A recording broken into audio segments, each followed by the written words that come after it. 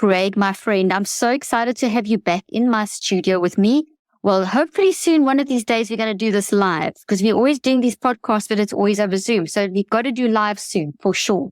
But I'm so excited to have you back in studio because you have basically done your first book and you're about to launch your first book, which I know how exciting that is. I mean, I'm on number 19. And it's still exciting. So I'm very, very excited about your new book, The Reinvention Formula. You've got it up there behind you, but welcome back, my friend. It's wonderful seeing you again. Thank you so much for having me. There's literally no place on the planet that I'd rather be than right here with you. We always have so much fun when we get together. Let's get nuts. Let's dive in. I love it. I love it. I love that. I love your energy and I love our conversations. We just really a dynamic duo when we talk. So let's go for this. Tell us, first of all, tell my listeners about why you've written this book. So when I reinvented myself a few years back in the pandemic, I think there's a big difference between a dream and a vision. I think a dream it's a little out there. Everybody has them, but sadly, not many people conquer their dreams. But I think a vision is very specific. It's very intentional. So when I created CLS and I was going to step into this, I had no following, no connections, no celebrity friends. I realized I had to be very intentional with how this was going to play out. And I didn't want to be the next Tony Robbins or be the first Craig Siegel, but you have to be specific. And so I put together what I call like a 10-lane highway. And I was very strategic with this. And I don't want to rely upon one thing. Each lane of the highway would represent something different. Speaking, coaching, podcasts, book deals, sponsorships, all the things. And then I reverse engineered it. And so for me personally, I wanted to have a major publishing house behind my first book. Doesn't mean that I'm right or self-publish is wrong. It's just how I felt good to me. It kind of reminded me of like a movie coming out backed by a huge studio. So I set the intention out there, put it out there. And then as I like to say, marry the process, divorce the outcome. I divorced from it and I just kept building and adding value and building the brand and it was compounding. And then Wiley had come to us. I didn't even have a manuscript or a lit agent. From what I understand, that's pretty rare. I renegotiated a first-time author book deal record. I wasn't afraid to lose it. And it just felt good. And they said yes. And so here we go. And they gave us a pretty tight deadline, but we made it happen. I created a nice process. And ultimately, long-winded answer, at where we're at right now, everything that I know to be true up until this point is why the Reinvention Formula exists. I'm really proud of it. I think it's for everybody in some capacity. And I'm really excited about it. I love that. I love the story. And I knew a little bit about that because you'd shared it with me before. So I'm just so glad you reminded me of that because it is an unusual way to go about getting a book deal. And that's really amazing. I love your idea of the highway with the lanes. And what you said there that really caught my attention was you divorced yourself from the outcome and just got engrossed or totally immersed, immersed in the process. That is great. Living in a world today where everything is so focused on, that's like the goal's it and then the process. Even though people speak about paying attention to the process, I don't think people pay enough attention to the process. And that's something that I think you're trying to say there. So just that concept of divorcing yourself from the outcome and marrying yourself to the process, I love that. And I'm guilty of in the past, like a little more unenlightened Craig from years back. If I wanted something so bad, subconsciously, I was creating resistance because I wanted it so bad that I actually had a stronger emotion of fearing not to get it. And so I learned from my journey and my experiences. So just to be clear for your listeners, I think it's absolutely imperative to set intentions. That's how you manifest, right? But then put it out there and then divorce and then do the work and meet the spiritual with the practical somewhere in the middle. I think it's a little, I see a lot of people on social media, like call it in and manifest. And just to be clear, I'm very big on that too. But then, okay, the intention set, now you have to actually take organized, inspired action. Well, it's really very powerful because if you think of it, Craig, that, the whole time period where The Secret and all that stuff was released, we're talking about you can attract stuff to yourself. That stuff is so, first of all, so unscientific, but also it implies that you don't really do anything. You just got to think in a certain way and you're going to draw to you. And that is the most stupid thing out there because it doesn't work like that. You've got to, you have your intention, but there's work that happens in between to get to the point. 100%. I like to say, marry the woo with the work and somewhere in the middle. And you're right. The Secret played a big impact for me in my life. And I want to definitely acknowledge it. But I think it was a little bit incomplete. I think there should have been a little bit more of an emphasis on, okay, but what are my strategies and tactics? So I'm Exactly. glad you said that. So you can't just set out an intention and then it's going to happen to you. All you've done is open the door. You've That's got right. you've just taken the plane's just taken off. There's a lot of flying and landing to still do. So, well, Craig, what are some of the small tangible tools people can use on their reinvention journey? And what do you mean by reinvention? And the formula. Okay, let's start with that before we go to the tools. Why do you say the reinvention formula? Yeah. I have formulas. So, what is, Yeah. and what are you trying to reinvent? Why reinvention? Let's pull those two words apart and hear what Yeah. you mean by that. And one of the things I'm trying to reinvent is, in fact, the word reinvention. And I would just want to be clear for the audience. When I think of reinvention, the way I think of it, I don't think of starting over. I think of what is that one thing that you've been denying, that one thing that you've been called to do that maybe you've been putting off. Let's lean into that. And in regards to a formula, love me or hate me, hard to believe anybody would hate me, I know. One thing that can't be denied is that I pivoted very successfully into a space that I had no experience in there. But how? Right? And that's a lot of the tangible tools that I talk about in the book. And one thing that I think is huge is cultivating clarity and then obviously removing limitations and so forth. And I'm a big believer based upon my experiences that it doesn't take time. It just takes alignment. And once you get into alignment, don't be surprised how quickly things begin to happen for you. Doors begin to open, so forth. I spent so long, 35 years to be exact, being out of alignment. And there would be seasons of good things and stuff like that.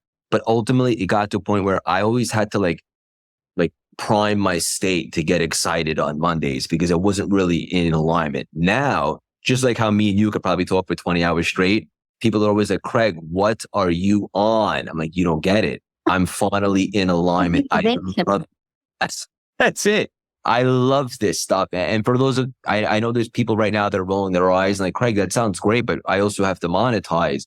I want to be very clear. When you're adding value and you're in alignment and you're following your purpose, the money's just an energetic exchange. It's just a byproduct. I'm unapologetically making more money now than I was making on Wall Street, but that's good because you can do better things with it. And making money is a part of success, obviously not the whole thing. And I think a great way to start manufacturing wealth and stuff like that is by getting into alignment. I love that. So to give us a practical example of what does it mean to get into alignment? Yeah. So a lot of people ask me like, Craig, it's very obvious that you found your calling, but I don't know what I love. I don't know what I want to do. And so two things that I would say to that. Number one, get quiet, right? Like for me in the beginning of the pandemic, for the first time in my life, I really connected. For me, that's God. For anyone else, it might be something else, but whatever it is, just connect and make an emphasis on blocking out the noise, the interference. And I think that based upon my experience, mindfulness is the portal to expansion because when you can get really quiet and just connect, you're blocking anything that might interfere. And as a result, you're available for those creative divine downloads that'll tell you it's usually a tug at your soul. This is what you're meant to do. And then you try that. And for anyone out there that's like, all right, Craig, that's great, but I have a lot of trouble getting quiet. Then here's what I would give you that's very tangible. I would make two lists. One on the left side of the paper of 10 things that you really love. I don't care if it's reviewing movies or collecting stickers, whatever it is, name 10 things. And then on the other side, I would encourage you to make a list of 10 things that you're really good at, skill sets, superpowers. Everybody has a couple. And then somewhere in the middle, there's going to be some common ground and we have an opportunity to marry the two.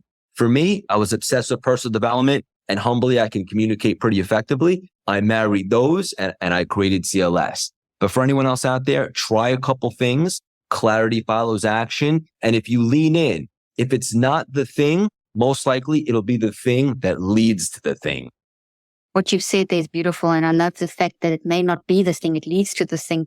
Because it's not a waste of time if what you've done, let's say CLS wasn't the right way to go about it. You would have learned from CLS the way you put it and you would have reinvented another CLS. So Right. It's to keep, you've got to try, get that idea and start putting it into action because it's only, as writers, we know you can have a plan in your mind, but it's only when you actually start writing that you start, oh, okay, that doesn't work. This works, that works. And then you put on this whole big jumble of mess and you think no one except you knows what's going on and you don't even know what's, but suddenly they take shape. But it's the writing that does, and it's the action that's actually bringing out the reinvention. If Yeah, I'm you gotta get inside the arena, and then things begin to percolate and doors begin to open. But you'll never know unless you have 20 seconds of courage and you get in the arena. And then the clarity typically comes from you. Or worst case scenario, you collect some data. See, that's beautiful. The clarity will come from the action and you'll collect data. That's very, very important. As a scientist, collecting data is how you get the clarity. That is just so important. I want to stress with all my viewers and listeners right at the moment that one of the things that, and I've known Craig for a while now, one of the things is that, yes, you'll hear similar things to what other people in this world of personal coaching say, but he has a level of authenticity that I have found incredible. What you see here is just genuine Craig. He loves people and he really believes in what he does. And, this, you're worth listening to. So I just wanted to throw Thank that you. out. I received that. Thank you so much. You know how I feel about you. I know. Oh, and people must watch this space for all the fun things we're going to be doing together in the future. So Just the beginning. Just the beginning. Okay, so for someone just starting out, what advice would you give them besides the fact that you've already, got to a quiet space? So now they've got to a quiet space and they've got to the point where they've maybe even done the list of 10 items on each side of the page, what your skill set is, what your I would highly suggest to emulate that 10-lane highway, right? Whatever it is that you want to do, let's set a vision, right? Because once you have an idea, now all of a sudden it becomes a possibility. But then all of a sudden we take some inspired action. The possibility now becomes a probability. That's how you manifest, because you set the intention and you're meeting it with the work. And so whatever it is that you want to do, let's be very strategic. And then I like to say, let's reverse engineer it. So for me, let's say it was the podcast, the book deal, the speaking, the coaching. That's all great. Now let's reverse engineer. What's actually step one? Well, I'm going to start to build a personal brand and start to put out content and add value. It's all I cared about in the beginning. I wasn't looking to monetize for the first few months. I just wanted to add value and build a community. And I knew that if I continued to do that, great things were going to happen. And so I like to give like a football analogy. I don't know if your listeners are football fans, but most people know this. You don't have to get a touchdown or the 7-figure deal every single day. But one thing that I'm willing to guarantee that you can accomplish on a day-to-day basis is just getting a first down. And what I mean by that is, can you just move the chains a little bit? That only comes down to effort. Like after listening to this podcast, what can you actually do to get a little bit further ahead towards your dream, your side hustle, your entrepreneur venture, whatever it is that you want to do? What can you actually do? What do you need to focus on? What do you need to study? What content do you need to put out? Where do you need to learn? And then just do a little bit each and every single day. And then all of a sudden it begins to compound and great things begin to happen. So just to be clear, set the intention, absolutely, but then reverse engineer and figure out, how do I actually get from A to B? And then I want to ask you, if you're going from A to B and the way that you plan to go from A to B isn't quite working out like you anticipated, what do you advise? Yeah, so collect that data, right? Why isn't it working? Do I need to improvise? Do I need to pivot? Do I need to adapt? Do I need to work a little smarter?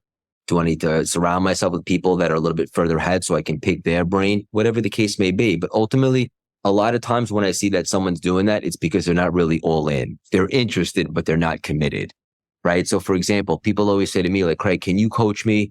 I want to be doing what you're doing in a relatively short amount of time. And I always say, I'm like, okay, but do you want to do what I did? And in the beginning, in my season of grind and during the pandemic, I was putting out content and I would literally stay up sometimes till 2 a.m, responding to every single person that was gracious enough to leave a comment on my content or send me a message. I would stay up. I would do whatever it took. Forget about going the extra mile. I was in the empty mile. I was putting myself out there. I'm willing to bet that if you're all in on this venture, whatever it is that you're looking to reinvent or do, good things are going to happen. And also, if you realize that it's not the thing, you'll collect data and something will lead you to the next thing. But you'll never know unless you go all in, put in the reps, and really put yourself out there. That's so good. The fact that you set up all hours of the night responding to every comment was how you built your community. But that was what you're not telling everyone to do that. The principle that I'm hearing is that you wanted to build a community. So you did whatever it took to build a community. And I've had people also asking me, how can they do what I'm doing? Well, I spent 38 years. I've done 4 degrees. I've spent 25. There's no just one formula to just do one thing. You're going to have to find your own. And that's what I want to ask you. you giving people a guideline and you say formula, but that formula is a broad formula that people will have to adapt to their unique situation. And Yeah. so can you talk about that? Can you talk about how it is a formula, but how do you marry that with the uniqueness of everyone's different? Because you're not the same as anyone else. You're not going to do exactly the same. Even that person who said, I want to do what you're doing, Craig, coach me to do what you're doing, become a personal coach or whatever that person's vision was. They can't be Craig. Right. Yeah. I love the USA. So this book is for everybody. And what do I mean by that? I take pride in that. Like, it's not for just entrepreneurs or single moms or people in real estate. It's for anybody looking to reinvent. And first and foremost, when I start most of my speaking engagements, I often start out and ask the questions to the audience. I say, how many people really believe in their heart of hearts and their soul that they're here for something more than they're currently settling for? And typically everybody raises their hand. So if that's you right now, whoever's listening to this podcast, I want you to do one thing for me. Understand that wherever you are right now, if you're not where you hoped you'd be, forgive yourself, number one. And just realize that you're invested into a story, into a movie, if you will, that this is where you should be. But you also have a choice. You could begin to invest in a different story, in a different movie. In fact, in your movie, you can actually change the plot, right? So for me, I was that Wall Street guy. I was invested in the story that this was it for me. I'd make a certain amount of money. I'd always be stressed out. I'd never find true love. And this is just it.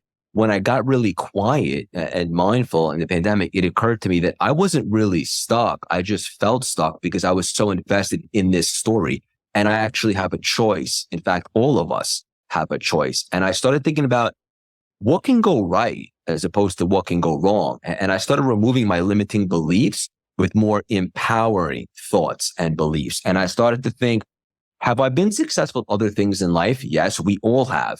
Was it those things that made me successful, or was it actually me? And the truth matter is, anyone listening today that's been successful, it was you. And most of those characteristics and traits are transferable. So now that you have that, don't be afraid to be a beginner and try something new. And then ultimately just choose a different story in your mind. So for me, it was a personal development stuff. I started focusing on what can go right. I started focusing on how do I get from A to B? What is it going to look like? And that's all I really thought about. And I just made a commitment to myself to be authentic and to no longer buy into the limitations and limiting beliefs that I cultivated over time. And that was my choice, and everybody has that choice. I love that. So the reinvention concept is also encouraging people not to be scared to pivot, because that's something that you often talk about, is the pivoting concept through the book. Is it not to be scared to pivot and change direction? Yeah. And, that's because people can be so stuck in, well, I've always done it like this. And, what else can I'm at a certain age or whatever. And reinvention is what reinvention is. It's starting over. It's starting something different or something along the same vein, but in a different angle. And based on that, I want to ask you the question I want to ask you. First of all, have I understood that correctly? Is that okay? So then, if you've got something like, if I think of just my own life and the things that I'm interested in, and sometimes I get so driven that got to like a dog with a bone, that I have to, and I can't always see what the commercial aspect is, or the, like you said, the monetization of spending till 2 a.m. answering everyone's comment. I'll spend hours and hours and hours working on one paragraph for a scientific publication. And you think, where's the sort of, why am I doing that? What's it for? But there's something about the dedication to that one paragraph, the dedication till 2 a.m. of those comments. You can't directly see what the commercial benefit is, or what the benefit to other people is, or whatever the outcome. But there's something in that if you stay true to that, it shifts the universe. It shifts the universe in another direction. Do you get what I'm trying to ask you? 100%. Yeah. And it's like, why not you, right? To anyone listening. And there's just something about what we're doing that we love. And I understand exactly what you're talking about for that, specifically for like a publication like that. But I wanted to ask you a question real quick. I wanted to challenge you on your own show. Based upon that, you probably agree that most people, and I imagine this is one of the reasons why you do the unbelievable work that you do, is to showcase what's possible to people and help them manage their mind better. But most people really know or believe that they're here for something more, yet they're settling. Why do you think that is? Why won't they take their shot? I think a lot of it's fear. It's a fear of not having the courage to reinvent. So that's why I love this idea. It's not people think, I'm at this age, I'm at this stage, I've got these responsibilities, I've got Too late, too old. too late. What are people going to think? You've got to pay the house insurance. There's all these things, but then you're kind of like just going from day to day. So I think it's that fear of the change and then the challenge that involves and starting all over again. It kind of feels maybe easier this is sort of secure. Nothing's ever really secure, but this is sort of secure, and I know this. And change. I think that's what I personally feel. People, and it's not really a big epiphany moment. I think most people can relate to that idea. And I want to say that for a second, because I want all your listeners to know that, myself included, I had some of those limiting beliefs right before I went all in on CLS. But I considered, and I made it very real for myself, and I think your audience will really appreciate this, the COI. For me, that was the cost of inaction. And the thought of going back to my job on Wall Street, which I hated, made me miserable. After the lockdown, I began to associate that with death because I wasn't even really alive. I was just existing. So now, that was actually my worst case scenario. And I'm pointing backwards to the audience that can't see. So now the fear of stepping into something new transformed from scary to exciting. Because what's the worst case scenario? I just go back, which I would never. But I'm just saying, you have to make it so real for yourself. So what is the cost of you not taking action? And sometimes when I try to portray that message, I see people kind of remove the fear of stepping into something new, because all of a sudden that sounds a little bit more exciting than staying put 5 months, God forbid, 5 years in the same position. I love that. If I think of both my husband, Mac, and I, we've always been in our own businesses. I literally worked for the first 6 months of my career, and I've been going for 38 years now. And one of the things, just relating to what you're saying, is it is scary to change, but the excitement, if you can take that fear energy and translate that into an excitement, Yes. not being scared of failure, you will, going forward, you'll just keep that risk. I think sometimes people look at the negative side and all the high risk and almost see that as overwhelming. And sometimes you're going to have to see, yes, this is endless risks.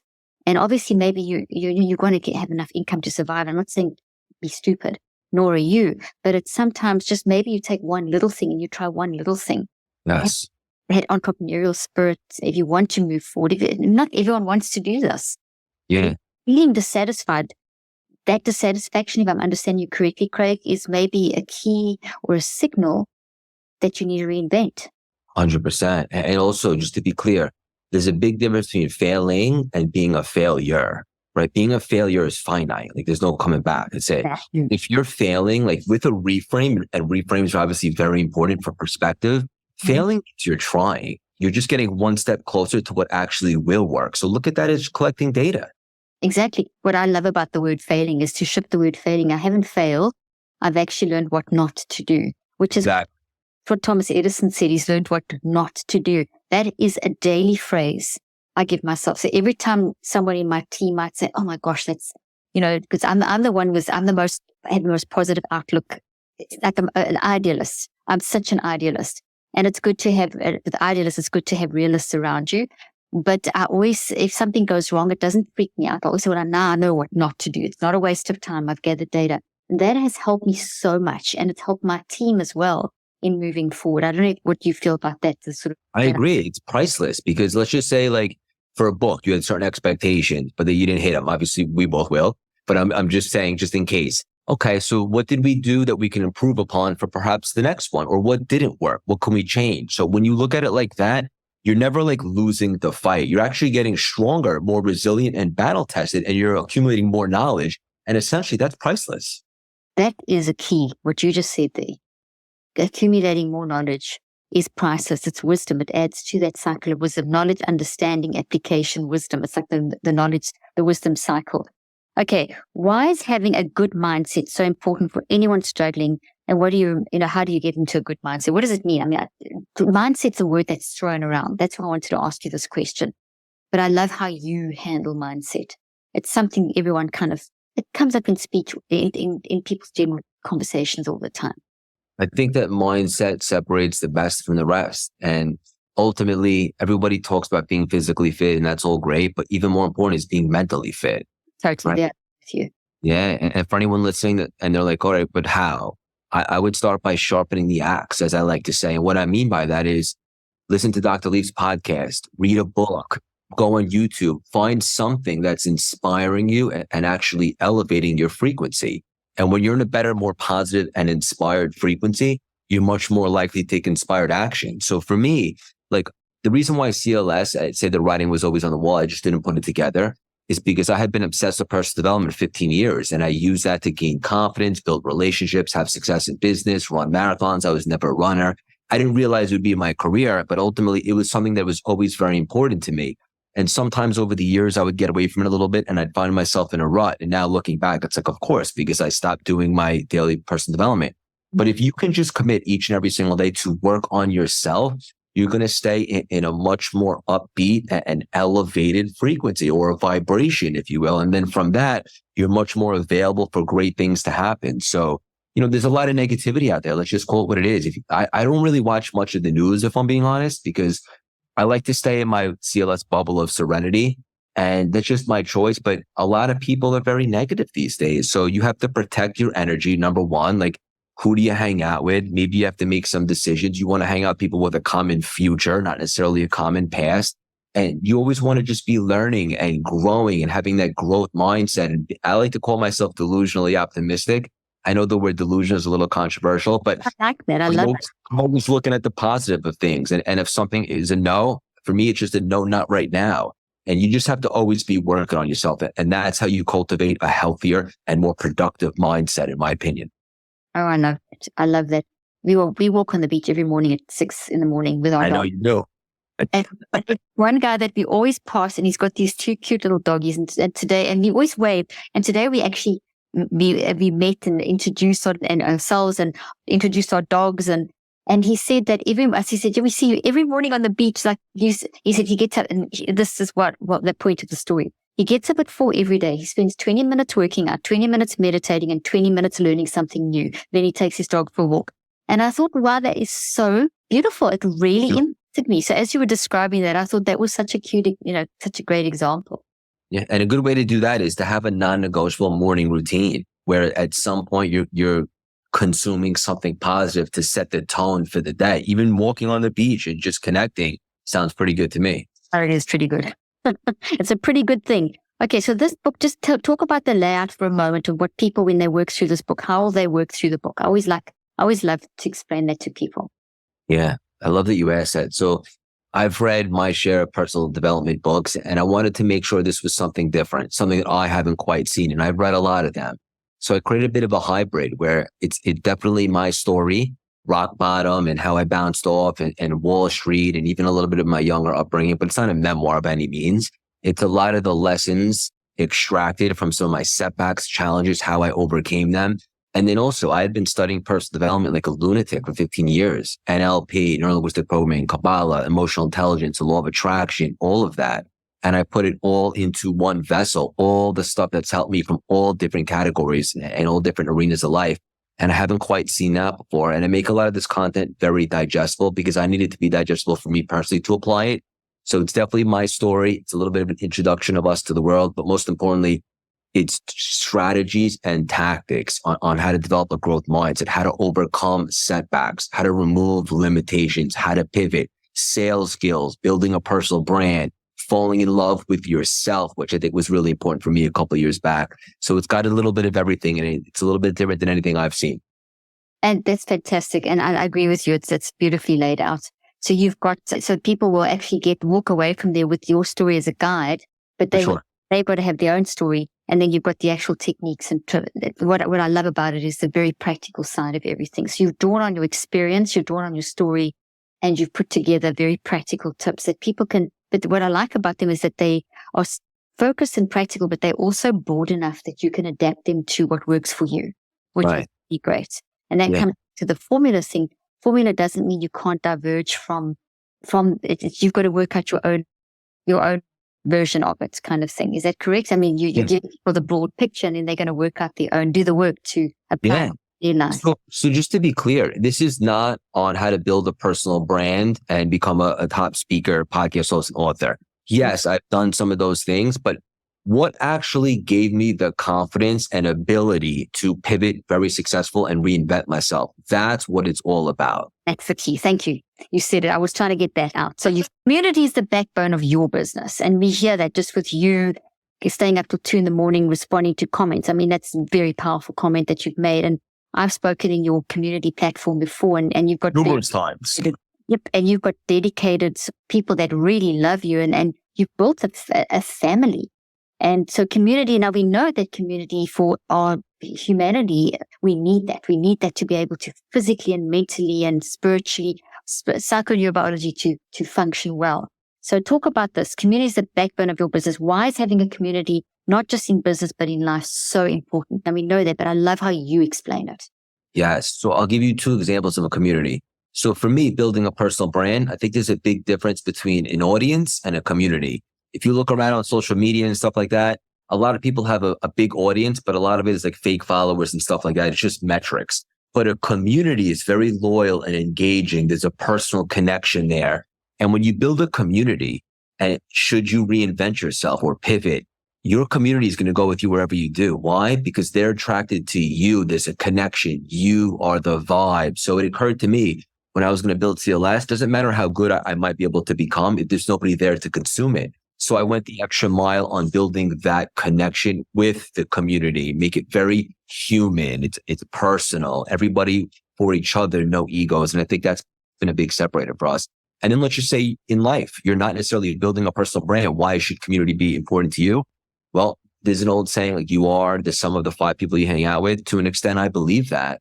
And that's why I just don't have much in common with the people from before I reinvented myself in my past life. And I want to be responsible right now. I don't think I'm better than them or anything like that. I'm just in a different direction. I'm spreading my wings. I'm evolving. And I want to hang out with people like you, people on the growth frequency, people with a common future as opposed to the common past. And I think that makes all the difference in the world. And so it's a good time to do an audit or a little bit of a spiritual purge and see, like, who in your world do you maybe need to spend a little bit less time with? And then who in your world do you maybe want to spend a little bit more time with? Who's a little bit further ahead where you can get information, knowledge, inspiration from? So whether you're building a personal brand or just in life, I think community is everything. I love that. You know, we've grown I think it's probably the last 40, 50 years, 30 years. There's been so much focus on competition and told that, you've got to compete to survive. But I totally disagree with that. And I wanted to throw this out to you as a question related to, because when I was preparing for this interview and going through your book, I felt like we're on the same wavelength with a lot of things. But I don't believe it's competition that drives us. It's enhancement. So we need to have an enhancement focus. So when your whole focus is on, building, your dream vision into a practical life goal that you can live what you believe in, which is what you're doing. But your goal is enhancement versus competition. So therefore, one thing I've noticed about you I look for this in people, and I've seen this in you. You're not scared to build others up. You don't see others as a threat. And that is beautiful. And that's why one of the keys that I think is key to your reinvention formula, and you may not directly have spoken about this, but if I have to sort of summarize what I've learned from you and from your book, I see you applying the enhancement focus and culture where you're not scared to help others. You don't get threatened by someone who's maybe in the world's measurements doing better than you or has more money than you or doing something. You actually just want to help them. And you see that if you lift them up, you are enhancing them because you understand if you enhance them, you enhance yourself. Now, maybe I've misread you, but I think I've read you correctly. You nailed it. And ironically, or maybe not, there's a chapter in the book and I talk about, if you don't clap when you see others win, you're missing the point, right? Because even if you don't love them per se, they're showcasing what's possible. If they're winning, they're doing something right. And that just means if they can do it, you can do it. And there's enough abundance out there for all of us to win big and give back and make an impact. So I don't feel threatened by anyone that's further ahead than me. In fact, I get inspired because they're just showcasing what's possible. And if you have a lot of self-belief, which is something that you can cultivate, and I touch upon that in the book as well, then if somebody is doing great things, it's not competition. They're just showcasing what's possible once you get the hang of it. And I think that's just an abundant mindset. That's why I asked you that question because of the chapters. This is what Craig's talking about here. He's talking about enhancement. And for your brain and your psychoneurobiology, it's like so important. It increases your intelligence. So, and your peace and your happiness and your health of your whole body. It's fantastic. Okay, so I've got so many questions. How important is the power of your? This is one of the things I wanted to ask you. How important is the power of the second thought? That's fascinating. Yeah. I love that you asked this. So this is going to be really good for your listeners right now. You would know this better than I would, but most thoughts over the course of the day, and there's a lot, are technically negative, right? And a lot of people don't necessarily know how to handle them. And as a result, they kind of become like a victim to their negative thoughts. And so it's interesting. You can actually be an observer and step back and realize that your thoughts are going with or without you. And then you could choose which ones you want to give life to. So if you feel like you're not on fire, as let's say, or if you're in a rut, it's just feedback from the universe. And it probably means you're in a lowered frequency for whatever reason. Most likely because your thoughts are negative and they're creating disempowering beliefs and you just don't feel good about yourself. So if you ever feel like you're not doing the best that you can, or you're not excited, just remember, I remember this crazy podcast with Craig and Dr. Leaf, and he was talking about this. Choose a different thought. Thoughts are not facts, but they do have the ability to lower our self-worth, our frequency, and so forth. So now that we know that thoughts are random and thinking is not, we can go back in and be a little bit more strategic and intentional, and we can choose positive thoughts. Like, this is going to be the best podcast I ever did. This is going to be the best rest of the day ever. I'm going to compound my efforts. I'm going to put myself out there. I'm going to meet the right person. And those thoughts become alive. That's what people say, thoughts become things. So choose positive thoughts. And if you don't like the ones that you're currently getting, choose a different thought. Love it. Just to underscore what you're talking about on the sciencey side, if I may, just for a second. Please. A thought is made of memories, and memories are, and that's the word we use, thoughts. I think thoughts are a cluster of memories form thoughts. Okay, let me start that again. A cluster of memories form thoughts. But what does it look like inside your brain? Because something that my listeners and viewers would have heard you refer to often is you say the word frequency a lot, and you say the word universe a lot. And there's so much science there that you're saying. Because, Craig, I think you've heard me say this before, but every word and every word that you hear becomes data, that becomes a memory, which is actually a vibration that is captured inside a little protein as a vibration. And it has its own frequency, and it's basically also generating a frequency. So therefore, every thought, let's say one thought, this conversation is probably going to be 3,000 or 4,000 memories that are built into a thought, because we've said quite a lot. And it's every 15% to 35% of every sentence is captured. But it's literally vibrations inside proteins that are alive and organic and dynamic and generating frequency. So I just wanted to throw that in there, because you're saying frequency and you're saying universe and you're saying things, and this is science. So just to underscore. I love when you get sciencey. It's the best. Okay. So what does it mean to be successful across all facets of life? And what tips would you give to someone struggling with balance? Yes. That's a big one. Big one. Yeah. So I just want to start out by saying what success is not. Success is not just dominating in one area of life. And just to be clear, like a few years back, I was making money and I was doing well for myself financially on Wall Street, but I was miserable. My relationship suffered. My soul was basically dying, and I was a little bit out of physical shape. So would you consider me successful? I don't now looking back, but at that time I thought because I was making money, I was successful. Successful is about going for it all the areas, the career to die for, the relationships, unapologetically making a lot of money, your spirituality, your faith, whatever that is.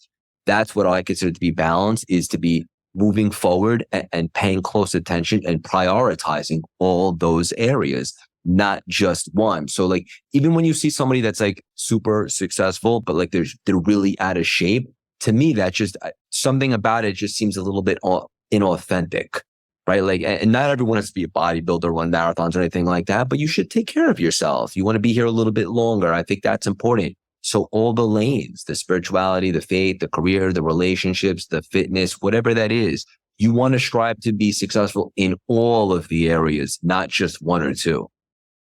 I love that. That is so great. That is so great. So what tips would you give for someone struggling with balance? Let's talk about life, work balance, balance of everything. Yeah, I don't know. I don't really know what that means, because now that I've created this life by design, I love what I do so much. Like, even if I'm at dinner with my fiance or we're on a little bit of vacation, I'm still doing some work because I love it and I want to. So for me, that's balance, right? I designed a life finally after 35 years that I don't need to vacation from. Just to be clear, it doesn't mean I won't disconnect on a vacation with my fiance and stuff like that, but that's by choice, right? So you want to create a life for yourself that you don't have to like numb yourself or take breaks because you're burnt out. So for me, I would just suggest get into alignment, do what you love, and obviously be around the right people. And then you don't have to come up with this like whole work balance routine, which to be honest with you, I don't even really know what that means anymore because I love what I'm doing. And I just want that for everybody. You know what? You just set so many people free, including me, because I love what I do and I can go 15-hour days, and that's not good. Your brain does get tired. That's the thing. Your mind never gets tired. But your non-conscious mind, but your conscious mind and your brain and your body do get tired. So we do need physical rest and that kind of thing. But yes, I love how you've explained that it needs to be, we don't necessarily have to, okay, I've got to stop now. If you're on a flow and if you're loving what you're doing. So I think, if I'm hearing you correctly, the balance is in trying to do for the majority of the day in your work life what you love doing. And how can you reinvent that what you do with the majority of your day has this love aspect to it, love in terms of enjoyment and satisfaction, and not every little detail. Obviously, there's certain things like sometimes when I've got book release week and that kind of thing, there's a million things that I would rather, be less of those and do more of the nice stuff. I like doing more of the research and not so many of the little detail things, but it's still not bad. So is that what you're saying? Like if we enjoy it, because people got so rigid about self-care and so caught up in I know. Work-life balance. And I think it's good we do that, but I think first and foremost, we should be loving what we're doing as much as possible. Yes. I want so badly for everybody. And this quote is the biggest misconception, that when you find what you love, you'll never work a day in your life. I remixed it a little bit and it goes like this, and I think you'll agree. When you find what you love, it'll never feel like you're working because you are putting in the work. Make no mistake about it, the 15-hour days, stuff like that, but you love it. It brings joy to you. You're in alignment, and that's life you want to create. And I remember very specifically from contrast, it used to not be like that for me. I was the type of cat that on Mondays, I couldn't wait for the weekend. I was even drinking more than I'd like to admit because I was trying to escape. But then I got into alignment, and I want that for everybody. And you got to get some clarity and you got to try some new things. Once you're able to get to that, that's what life's all about. Most people think that once they get the things, then they'll create that lit soul, the money, the watch, the partner, the job, whatever the case may be. But you can actually create that lit soul now. And then ironically, you end up manifesting all the things that you thought you needed. And you do that by getting into alignment and loving what you do. I love what you just said. Yeah, I love it. The other day, my husband, you've met Matt, and he said to me that, because I spent hours working on my daughter. My kids work with me, as you know, as well. My youngest daughter is my research assistant, and we were working on this part of our research and writing this paper. And we spent hours. It was like we didn't even realize how many hours over a few days because we had this batch of work. And my husband said, and I said, I'm really tired. I need to just watch some dumb movie. I need to go watch something that's really relaxing, like, that's enjoyable, like Ted Lasso, which is not dumb, I love Ted Lasso.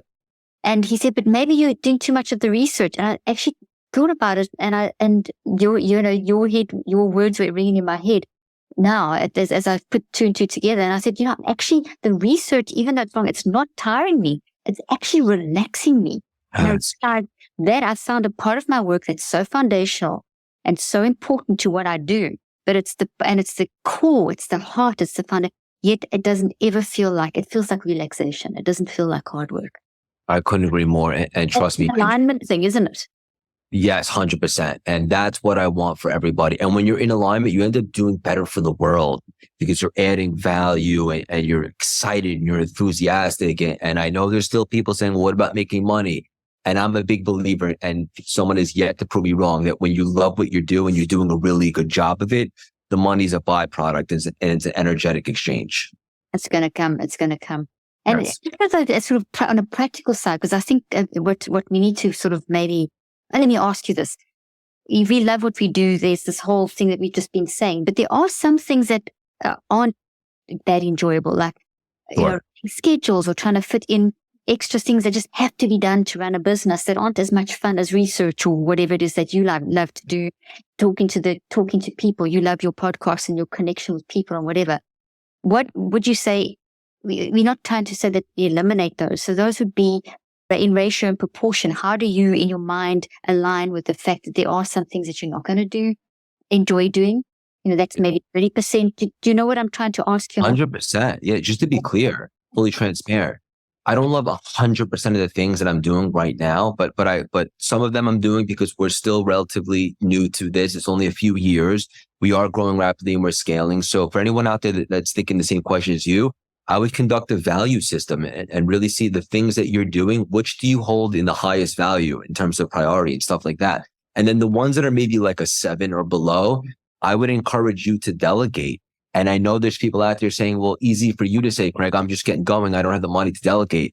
I believe that delegating and hiring done correctly doesn't cost. It actually pays, because the right person will be able to do that, and it'll free up your time so that you can allocate that to stay in your zone of genius, and you'll end up making more money for the business. So find the things that are low value to you and try to the best of your ability to be able to delegate them. Or if it's that season of grind and you're just getting going, then wear a couple extra hats than you like to and get to that point where you do have that freedom or flexibility to hire and delegate.